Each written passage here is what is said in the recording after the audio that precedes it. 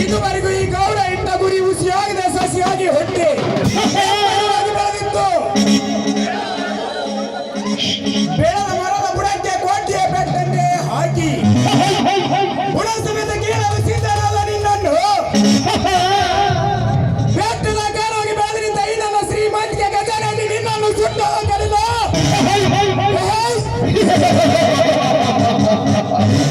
ನನ್ನ ಹೆಸರು ದಂಗೆ ಹಬ್ಬಿಸಿದ ದೇವೇಗೌಡನೇ ಅಲ್ಲ.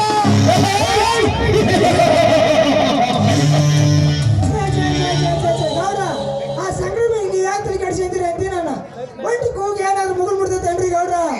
ಆನೆ ಹೋಗೋ ಹೊತ್ತಿನಾಗ ಸ್ವಾಮಿ ಮುಗಿದ್ರೆ ಏನಾಗತ್ರಿ ಗೌಡ್ರ ಅಂತೀನ?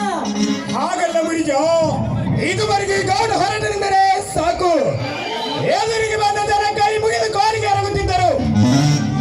ಈಗ ನೋಡಿದರೆ ಒಂದು ಕೋಲಿಗೆ ಗತಿಲ್ಲದೆ ಬಿಕಾರಿ ಅಂತ ತಿರುಗುತ್ತಿರುವ ಶಂಕರು ಬಗ್ಗೆ ಮಾತನಾಡಿದರೆಂದರೆ ಈ ನನ್ನ ಗೌಡಿಗೆ ಮನೆತನದ ಗೌಡನ ಮರ್ಯಾದೆ ಏನಾಗಬೇಕು?